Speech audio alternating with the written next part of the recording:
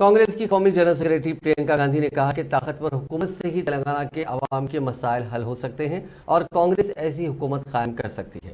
खम्मम में प्रियंका गांधी ने इंतखाबी तशहीर के हिस्से के तौर पर रोड शो में हिस्सा लिया। इस रोड शो की खास बात यह नजर आई कि इसमें कांग्रेस कारकुनों के साथ साथ पड़ोसी रियासत आंध्र प्रदेश की असल अपोजिशन जमात तेलुगु देशम के कारकुन भी अपनी पार्टी के झंडों के साथ नजर आए, जिन्होंने कांग्रेस की हिमायत की। ఒక చిన్న ఇల్లు ఇంటి ముందు ఒక మహిళతో పాటు తన భర్త అక్కడ ఉన్నారు.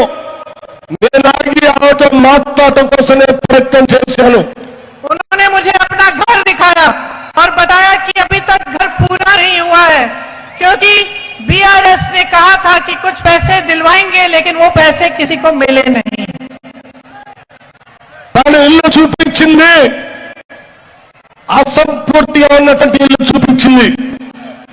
బీఆర్ఎస్ ప్రభుత్వం చెప్పింది ఇంటికి డబ్బులు ఇస్తామని చెప్పింది, కానీ ఆ డబ్బులు మాత్రం ఇవ్వలేదు.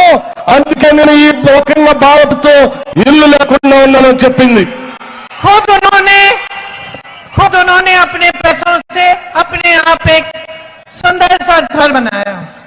తన రెక్కల కష్టంతో సంపాదించుకున్నటువంటి డబ్బుతో తన కళలకు అనుగుణంగా కొద్దిగా తన ఇల్లుని నిర్మించుకున్నది. मैंने पूछा किसको वोट देंगी, నేను అడిగాను నువ్వు ఎవరికి ఓటేస్తావు అని. तो उन्होंने कहा कांग्रेस को दूंगी। తాను చెప్పింది కాంగ్రెస్ పార్టీకి ఓటేస్తానని. मुझे खुशी